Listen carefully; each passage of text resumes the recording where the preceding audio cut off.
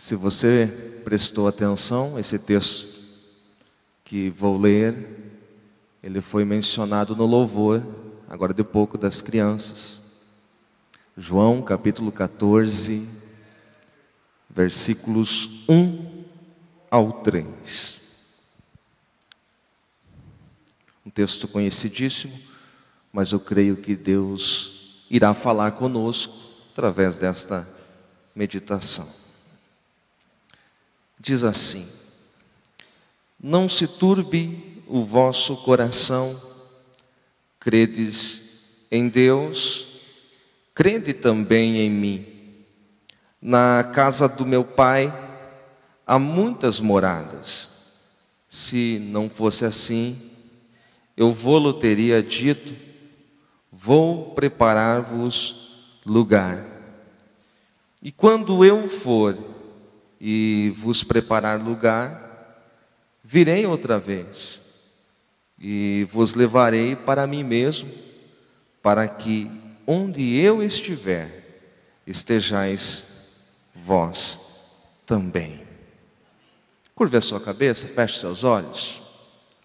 Pai amado, em nome de Jesus, estamos em Tua presença, e eis aqui, Senhor, a Tua palavra lida, e a Tua palavra ela é poderosa, a Tua palavra ela é eficaz, a Tua palavra traz vida, Senhor. Nesta noite nós estamos, Senhor, no momento em que nós celebramos o memorial da morte e ressurreição de Jesus, e que a Tua palavra, Senhor, seja vida em nós. Pai, eu sei das minhas limitações, mas a Tua igreja está sedenta, Senhor, de ouvir algo da Tua parte. Que o Espírito Santo tenha liberdade nesse lugar, em cada coração, Senhor. Nos abençoa, nos agracie nesse momento, em nome de Jesus. João é o único dos 4 evangelhos que registra as palavras de Jesus antes da sua morte.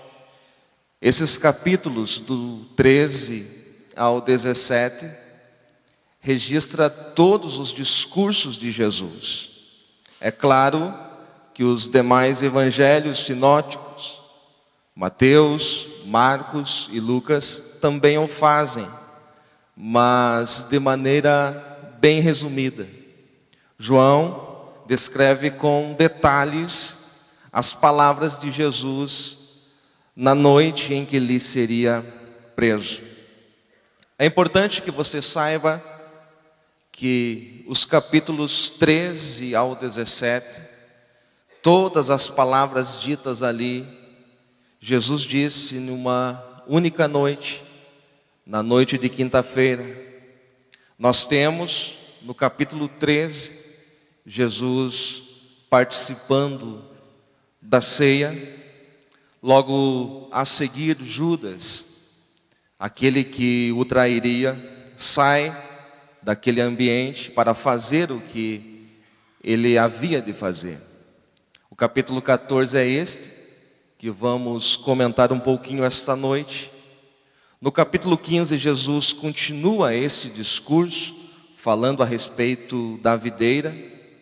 No capítulo 16, Jesus percebe que os seus discípulos estão aflitos com aquele discurso, porque Jesus está dizendo que ele vai para o Pai e vai deixá-los órfãos. Então Jesus, no capítulo 16, promete dar o Consolador, o Paracleto. Jesus diz assim: eu estou indo para o Pai, mas eu não vou deixar vocês sozinhos, eu vou enviar um Consolador. Jesus percebe que os seus discípulos não entendem com clareza tudo aquilo que ele está dizendo naquela noite.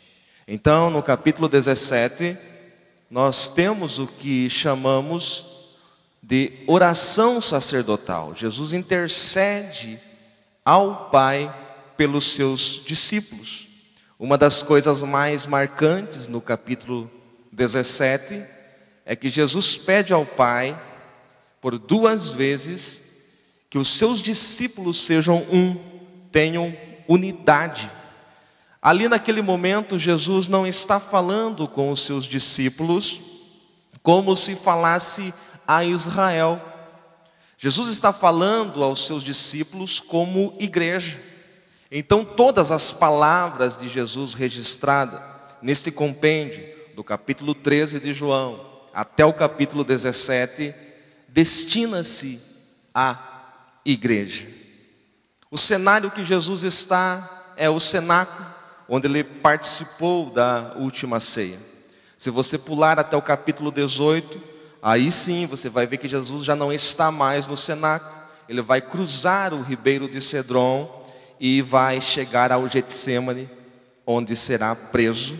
E no dia seguinte, na sexta-feira, ele seria crucificado. Por isso é muito importante que a igreja do Senhor, quando lê esses capítulos do Evangelho de João, pare e veja a profundidade das palavras de Jesus. Porque as palavras de Jesus registradas neste compêndio podem trazer vida, pode trazer consolo à igreja, pode trazer esperança. E o maior problema da igreja é que às vezes nós não paramos para ouvir as palavras de Jesus. Nós queremos ouvir tantas coisas que alegram aos nossos ouvidos, mas nós não paramos para ouvir as palavras de Jesus. E as palavras de Jesus, elas trazem vida, elas trazem consolo e trazem esperança para o corpo de Cristo. Amém? Glória a Deus. Nesse texto, Jesus começa falando assim: não se turbe o vosso coração. Quando nós olhamos para a palavra grega no original, ela quer dizer não se inquiete, não se preocupe, não perca a paz, não seja impaciente. É isto que ele está dizendo para os seus discípulos como igreja.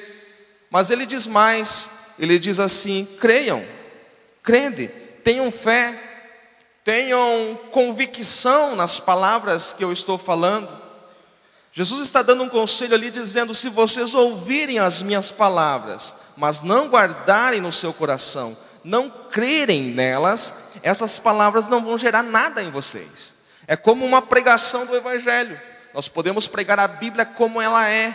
Se eu e você não crer naquilo que é pregado, esta palavra não vai gerar nada em nós. Então Jesus está dizendo: creiam, tenham fé naquilo que eu estou falando, tenham convicção que eu vou cumprir tudo aquilo que eu vos falei. E ele diz mais, ele diz assim: na casa do meu pai existem muitas moradas. A palavra aqui para morada se refere à habitação permanente, se refere também a mansões, coisas grandiosas. E ele diz no versículo 2: eu vou preparar um lugar, eu vou preparar um lugar, e quando eu for, eu vou voltar e cumprir essa promessa. Eu voltarei e levarei vocês para a casa do Pai. Este é um texto sublime, porque Jesus está dizendo aos seus discípulos: eu estou indo para a cruz, amanhã eu serei crucificado. Lembrem-se que eu prometi que ao terceiro dia vou ressuscitar. Jesus falou isso para eles. Lembre-se que eu estou prometendo que eu vou para o Pai logo em seguida, mas eu não vou deixar vocês sozinhos. Eu vou lhes enviar o Consolador, e um dia eu vou vir aqui corporalmente e buscar vocês e levar para a casa do meu Pai. Aleluia! Quem está entendendo a palavra até aqui? Amém. Mas algumas coisas neste texto, elas me chamam a atenção. Por exemplo, Jesus diz que na casa do Pai há moradas. Ao mesmo tempo ele diz que vai preparar este lugar. E quando a gente olha para esse texto com uma mente crítica, a gente fica se perguntando: há moradas lá? Ou ele estava indo naquele momento preparar algumas moradas? Aí, se aprofundando nesse texto, nós vamos ver que Jesus está utilizando aqui uma figura de linguagem. Ele não quer dizer que ele está indo preparar o céu. Ele não quer dizer que ele está indo construir a nova Jerusalém para a igreja. O que ele está dizendo aqui nesse texto é uma figura de linguagem. Ele está usando uma simbologia. Jesus está se referindo aqui ao casamento. Ele utiliza-se da figura do casamento judaico para trazer uma mensagem profunda aos seus discípulos. E aí você pergunta, mas por que não há no texto nenhuma explicação? Ora, os ouvintes originais aqui eram judeus. O escritor do Evangelho João também judeu, de maneira que para um judeu não havia a necessidade que Jesus clareasse, deixasse mais acessível a história, porque todos entenderam que ele utilizava-se de uma figura de linguagem. Ele pegava o casamento judaico, que acontecia em 3 fases, e estava dizendo que ele iria para a última fase, quando ele preparava lugar, e depois o noivo voltava para levar a noiva para as bodas. É isto que Jesus está falando aqui. Evangelista, eu não entendo como é o casamento judaico, então me permita, em rápidas palavras, clarear isto para você, para que você compreenda a profundidade daquilo que Jesus estava falando aqui. O casamento judaico, ele acontecia em 3 fases. A primeira delas, a promessa. A segunda, o desposamento. E a terceira fase do casamento, as bodas. Promessa, desposamento e bodas. Se você olhar para a história do Evangelho, para o plano da salvação, é importante que saibamos que Deus não proveu um acidente, não foi um acidente que aconteceu e Deus conseguiu nos resgatar do mal, do pecado. Não, Deus tinha um plano. Deus sempre teve um plano. Deus nunca foi pego de surpresa. Por exemplo, quando o homem lá no Éden cai. E Deus, capítulo 3 de Gênesis, versículo 15, ele diz que vai preparar um redentor da semente da mulher. Deus não fora pego de surpresa. Deus já tinha um plano, porque Deus era e é onisciente, sabe todas as coisas, onipresente, onipotente, passado, presente e futuro, para Ele é tudo a mesma coisa. Então, antes que o mundo existisse, antes que se criasse céus e terra, Deus já tinha um plano elaborado. E é aí que entra a fase da promessa. Entre os judeus, quando um pai tinha um menino, seja lá de 6, 7, 8, 10 anos, o vizinho do lado tinha uma menina. Esses pais se combinavam entre si e diziam: ora, quando o meu menino tiver idade e a tua menina também, eles irão se casar. Nós formaremos uma família. Esta era, entre os judeus, a primeira fase do casamento. E aí a gente se pergunta, mas havia algum documento nisso? Havia algo que comprovasse isso? Não, apenas a palavra.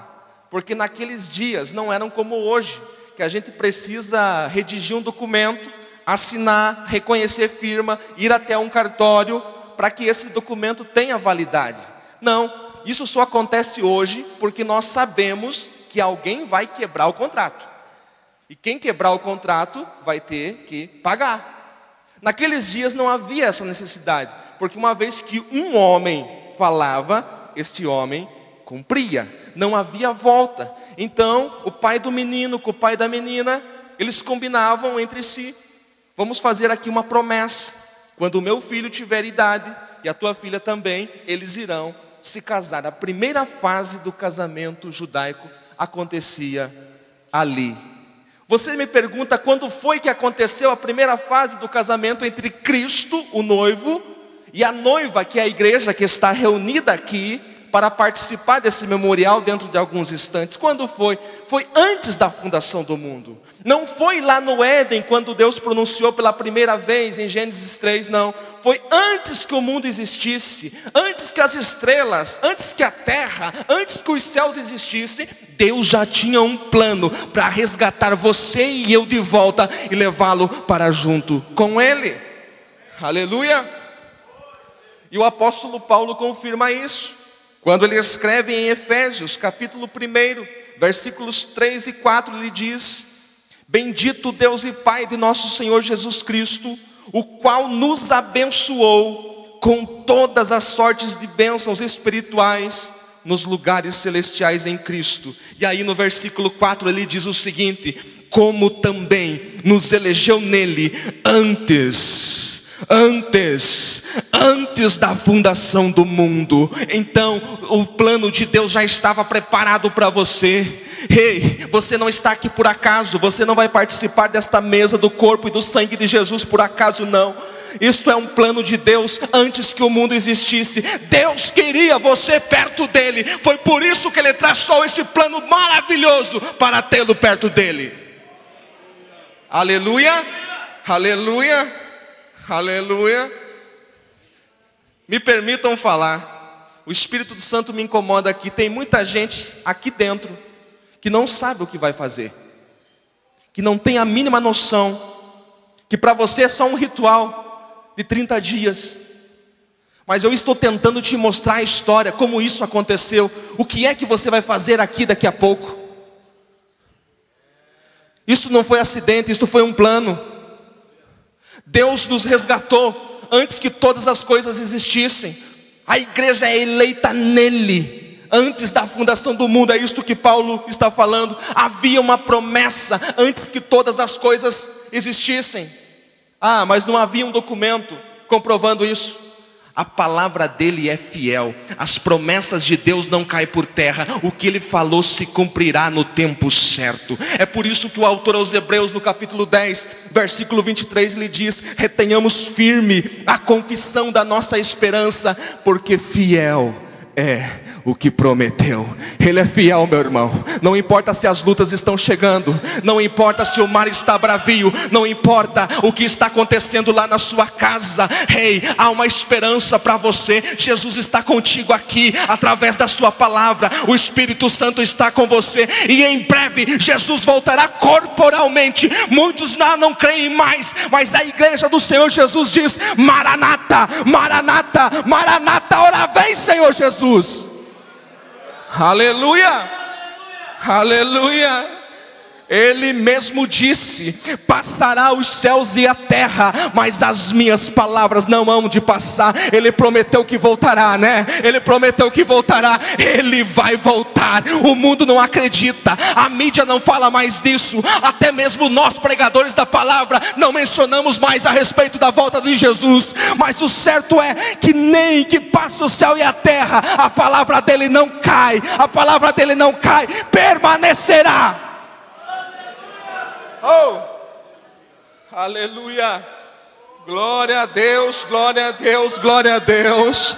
Quem está sentindo a presença do Espírito Santo, você tem liberdade, irmão. Você tem liberdade de glorificar a Ele. Onde há o Espírito de Deus, aí há liberdade. Dá liberdade para o Espírito de Deus nessa noite.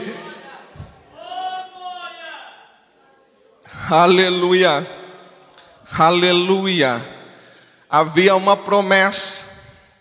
Aleluia, havia uma promessa antes da fundação do mundo. Nesse tempo, Jesus Cristo, segunda pessoa da divindade, era chamado de Verbo. O Verbo, durante todo esse período da dispensação do mistério, estava no seio do Pai. O Verbo não era conhecido nem mesmo dos anjos, conforme afirma o apóstolo Paulo. Chegando, porém, à plenitude dos tempos, o Verbo se fez carne e habitou entre nós, porque precisava que ele fosse homem para cumprir a justiça de Deus e derramar sangue, sangue inocente para a remissão dos pecados. O motivo de nós estarmos reunidos esta noite aqui não é porque nós temos uma igreja bonita, não é porque é legal estar aqui, não é porque é domingo. Nós estamos aqui esta noite por causa do sangue. Tem muita gente que não sabe disso, Mas eu estou te informando nesse momento, nós só estamos aqui por causa do sangue de Jesus, porque foi Ele que remiu-nos do pecado, que nos livrou da morte. Pense, onde você estaria se não fosse o sangue de Jesus? Talvez você já estivesse morto, talvez você estivesse já num lugar que nem é digno de mencionar aqui. Mas Ele nos tirou do monturo, Ele nos tirou do lixo, Ele nos lavou com o seu sangue, nos deu a vida eterna e nos colocou entre os príncipes. Você é rei e sacerdote, você é rei e sacerdote do Senhor. Onde estaria você se não fosse o sangue dEle? Para derramar sangue precisava ser homem, então o verbo se fez carne, habitou entre nós, viveu nesta terra, e cumprindo o tempo, ele chega aqui, no capítulo 14 de João, na noite de quinta-feira, noite que ele seria preso. O que ele faria agora? Ele entraria na segunda fase do casamento. A segunda fase do casamento judaico era chamado de desposamento, ou fase do contrato. Nesse tempo, os noivos, que eram crianças outrora, passou-se o tempo e agora eles têm idade, então eles juntamente com os pais vão se dirigir até as portas da cidade onde ficavam os juízes. Ali os juízes faziam um contrato e eles eram declarados casados. A segunda fase do casamento judaico, muitos chamam de noivado, mas não utilize essa palavra, porque quando você fala noivado, você lembra do nosso noivado aqui, em que qualquer um dos noivos pode desfazer a qualquer momento. Eu não pensei melhor, eu creio que não, vamos deixar para outra oportunidade, e se desfaz o noivado. Não. Entre os judeus não era assim. A partir do momento que eles iam até os juízes, era redigido um documento. Eles não iam ainda viver juntos, cada um ia para a sua casa. Mas para desfazer esse contrato, somente um divórcio, e não havia motivo para desfazer este contrato, a não ser por infidelidade. Era nesta fase que se encontravam José e Maria. José e Maria já haviam ido até os juízes, já tinham feito um contrato, eles estavam casados, porém não havia ainda passado pela terceira fase do casamento, que eram as bodas. Então eles não estavam juntos. E nesse tempo, o que aconteceu? José fica sabendo que a sua noiva está grávida. Ora, isto era um problema para ele, porque não havia possibilidade dela estar grávida nesse tempo. Então diz a Bíblia que José intenta deixá-la secretamente. Todavia, o Senhor envia um anjo até ele, que diz: não temas receber Maria, tua mulher, porque o que nela está gerado é do Espírito Santo. E me abisma a fé deste homem, que ele crê na palavra do anjo e recebe Maria como sua esposa. Era nesta fase, a fase do contrato. Havia algumas coisas que aconteciam nesse tempo. Por exemplo, nesta ocasião, a família do noivo pagava um dote para a família da noiva. Pense que naqueles tempos, há mais de 2000 anos atrás, a mulher não tinha o valor que tem hoje, que é igual ao homem. Não havia igualdade. A mulher era como se fosse um objeto. Então uma menina, uma moça virgem dentro da casa do pai, o que ela fazia? Ela ajudava a sua mãe nos afazeres domésticos. Ela trabalhava, ela não ficava em casa assistindo, nem na internet, ela trabalhava. Então agora chega um rapaz que vai tirá-la da casa dos seus pais. E vai ficar tudo assim mesmo? Não. Então ele tinha que ir lá e pagar o dote. Não pense que o dote era R$100, R$200, não. O dote era muito dinheiro, muito dinheiro. Então às vezes ele vendia o rebanho que tinha, vendia as cabras, vendia o gado, os carneiros, para pagar o dote da sua noiva. Não havia casamento sem pagar o dote. Jesus fez isso também por nós. Aleluia, aleluia. Jesus não roubou a noiva. Jesus não pegou a noiva, não. Jesus não. Ele comprou. Ele comprou. Você está aqui porque você foi comprado. Quando Jesus está prestes a ir para a cruz, Ele está prestes, pastor Aziel, a pagar o dote. E aí eu tenho uma notícia importante para você, que o teu preço não foi em reais, nem em dólar, nem em euro. O teu preço também não foi em cabras, em rebanhos, em fazendas, não. O teu preço também não foi prata, não foi ouro, não foi diamante.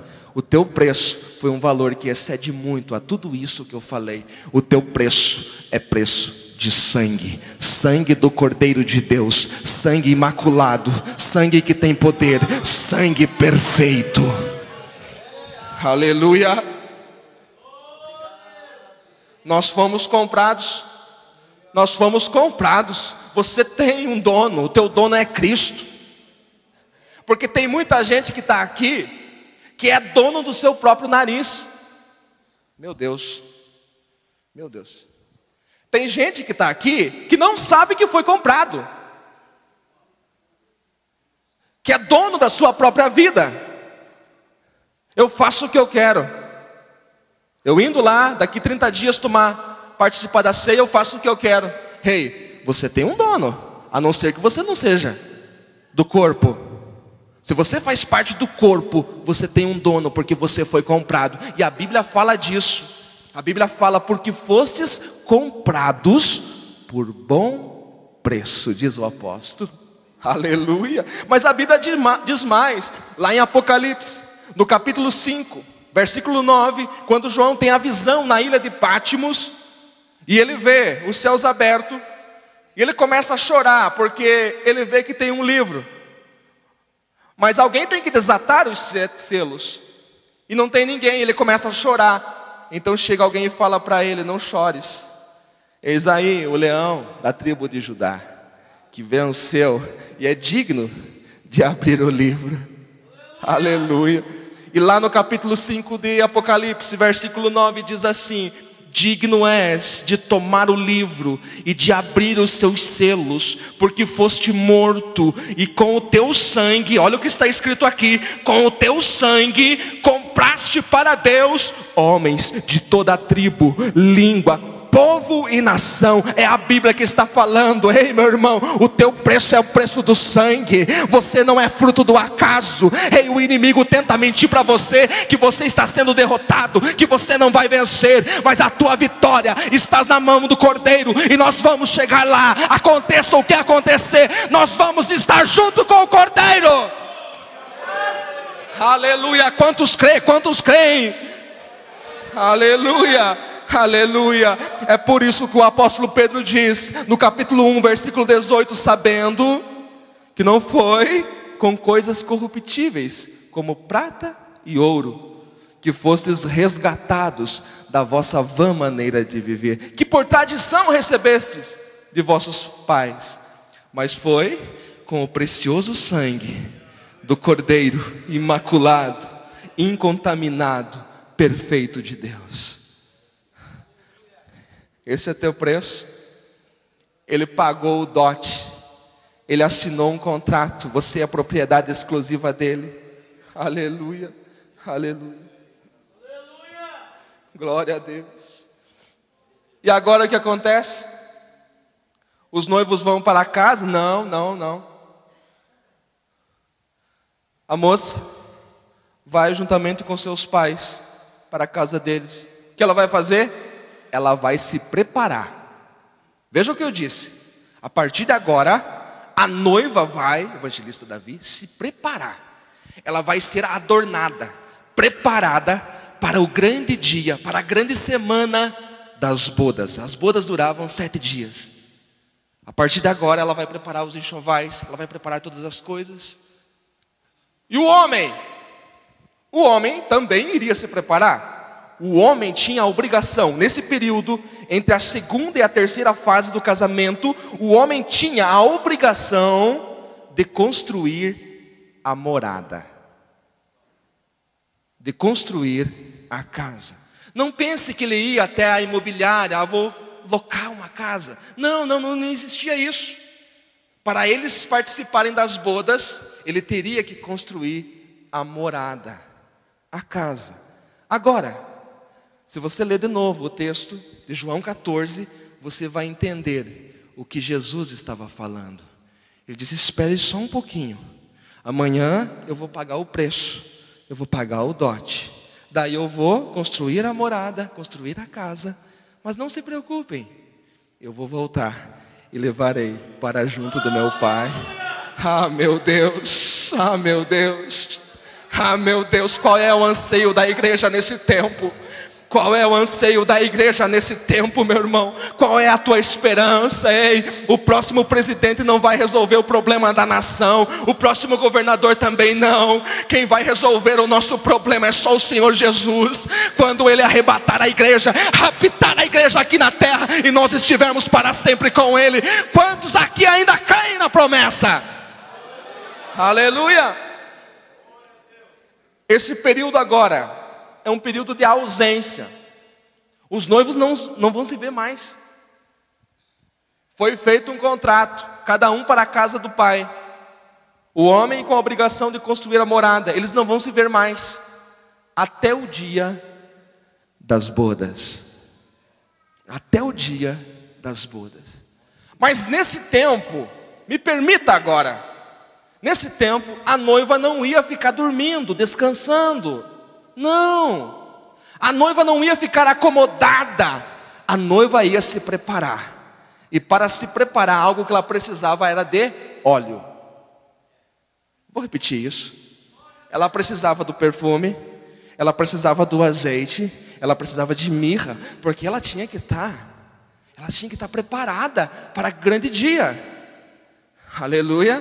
Quem preparava ela era uma tipologia do Espírito Santo. A noiva está aqui, o noivo foi preparar a morada, e a noiva aqui, o que está fazendo? O que a noiva está fazendo?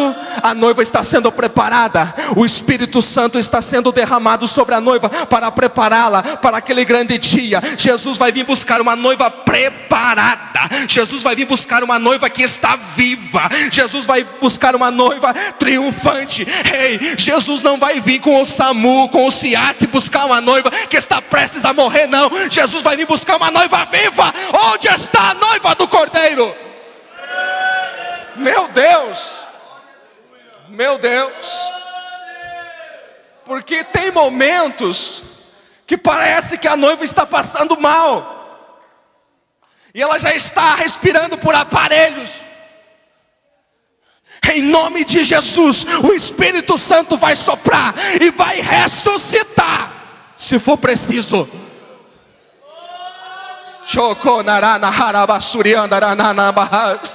Ei, você não veio assistir o culto, meu irmão. Se você está acostumado a assistir culto, larga a mão disso, vai assistir TV. Você veio para participar do culto, você veio para adorar Ele, você veio para celebrar a morte e a ressurreição dEle, porque é somente pela morte e pela ressurreição que nós estamos aqui. Aleluia. Jesus vem buscar uma noiva viva, uma noiva que tem óleo, uma noiva perfumada, adornada pelo Espírito Santo.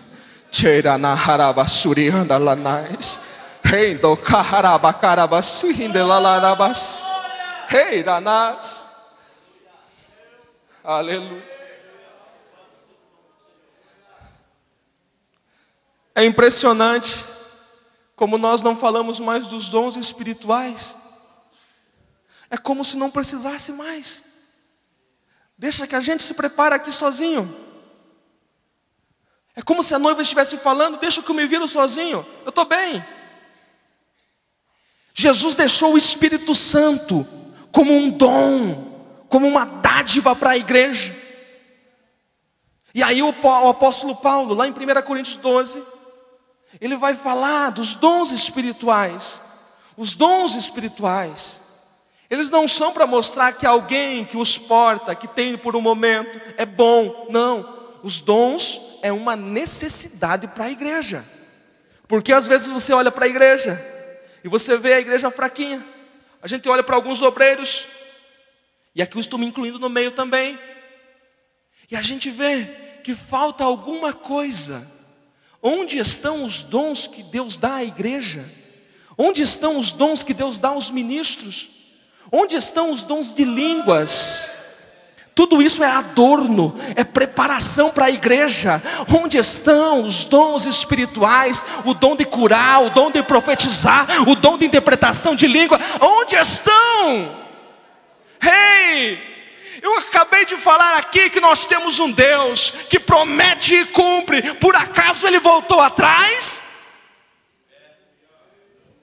Ele ainda está disponível a derramar os dons espirituais. E os olhos do Senhor estão aqui, como chamas de fogo, procurando corações que estejam ardendo, procurando corações que estão dizendo: Senhor, derrama sobre mim os dons espirituais. Senhor, sobre a minha vida. Eu preciso, Senhor, eu preciso estar preparado. Eu preciso.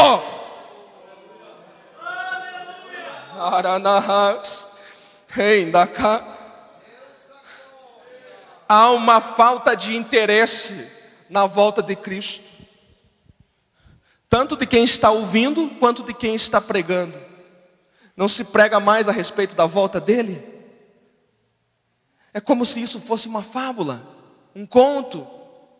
Há uma falta de interesse, uma frieza, tanto na igreja, quanto nos pregadores, que não falam mais do arrebatamento, que não falam mais da volta de Cristo.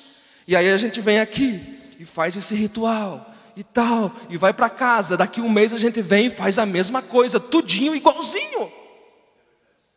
Mas falta vida. O que isso significa? Isso daqui é só pão feito de trigo, é só um suco. Isso daqui não é nada. O que ele representa, sim. O que ele simboliza, sim.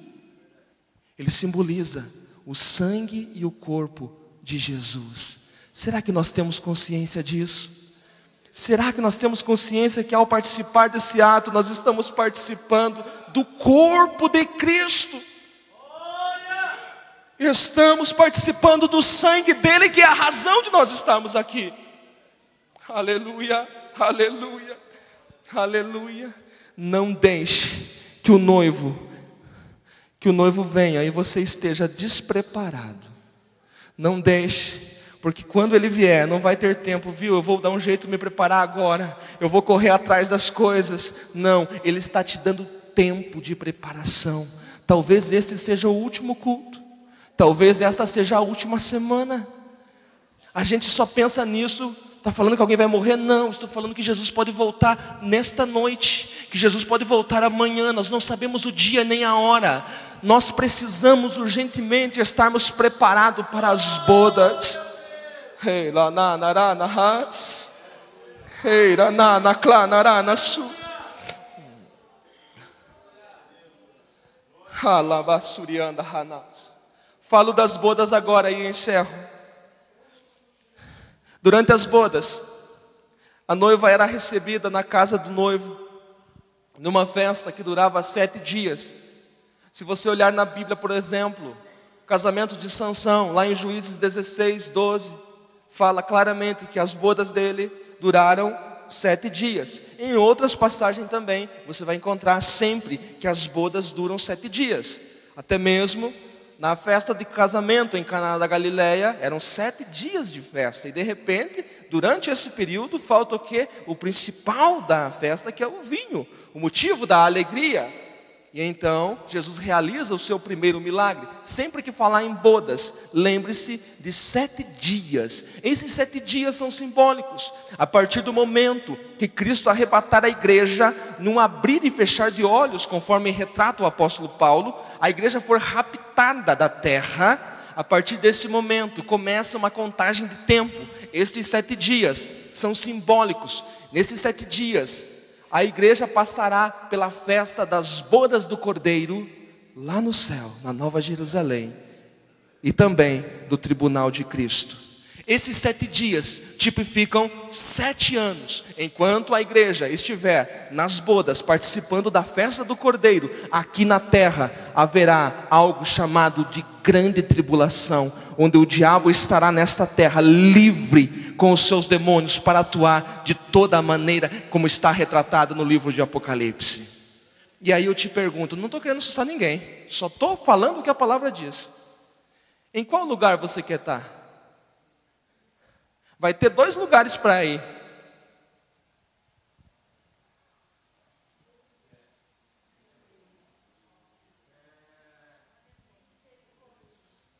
A gente está brincando de evangelho. A gente está brincando. Eu preciso levar isso daqui mais a sério. Eu preciso estar preparado. Eu preciso rever os meus conceitos. Eu preciso ver o que eu estou fazendo. Não pense que você vai dar justificativa. Não, eu pregava. Eu cantava. Eu participava da orquestra, do coral. Eu ministrava a ceia. Eu distribuía a ceia na igreja. Como que eu não vou?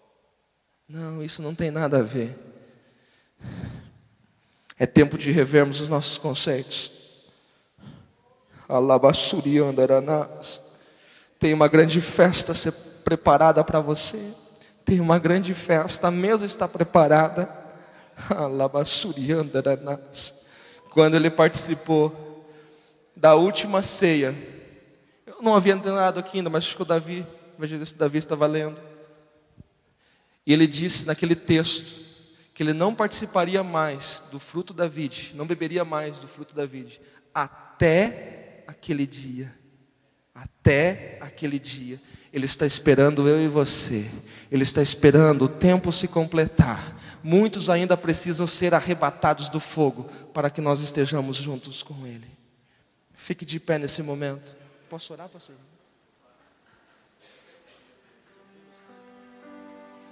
Pastor está me autorizando. Quero convidar alguém que está entre nós aqui. Você conhece Jesus, mas você ainda não deu um abraço nele. Eu quero convidá-lo a receber esse Jesus maravilhoso. Esse Jesus que me salvou. Esse Jesus que me resgatou, que fez algo maravilhoso na minha vida. Ele está disponível a você. Onde está uma vida que deseja receber a Jesus como único e suficiente Salvador? Eu quero orar por você. Dá um sinal com a sua mão.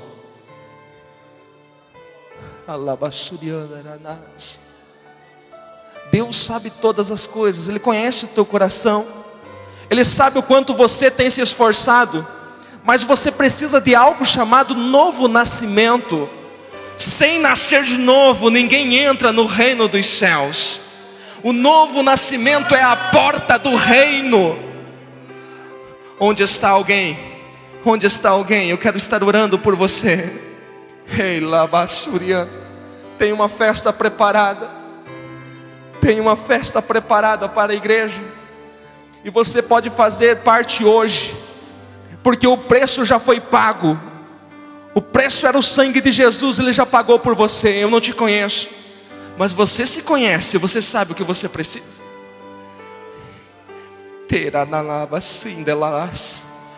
Ei, nós não sabemos o que vai acontecer daqui 1 hora, 2 horas, daqui 10 minutos, nós não sabemos o que vai acontecer.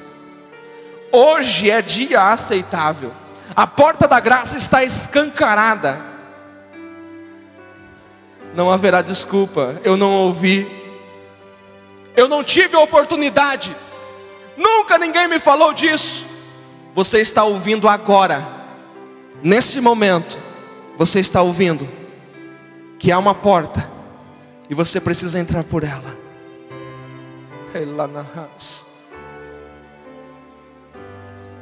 Igreja do Senhor Jesus, feche seus olhos, eu quero orar. Pai amado, eis que a tua palavra foi exposta, Senhor, conforme tu colocaste em nosso coração. Senhor, sendo confrontado por esta palavra, Senhor, nós confessamos, Senhor, que nem sempre estamos, Senhor, com os nossos lombos cingidos, com os sapatos nos pés, com o cinto amarrado, prontos para ir. Pai, nos perdoa, porque às vezes somos negligentes, porque às vezes não agimos como uma noiva que está esperando o noivo a qualquer momento, Senhor. Pai, nos perdoa, Senhor, porque às vezes nós somos entretidos com coisas aqui da terra, coisas materiais, Senhor, que nos tiram a essência, que nos roubam, Senhor, o relacionamento íntimo contigo. Mas nessa noite a tua igreja aqui reunida, Senhor, clama: Senhor, Senhor, perdoa-nos. Senhor, nos dá uma chance de novo para sermos melhores. Senhor, o fato de nós estarmos com vida, com saúde, é o Senhor nos dando uma nova chance. Pai, nos ajuda, que venhamos agarrar esta chance, Senhor, e estarmos prontos, Pai, para a tua vinda.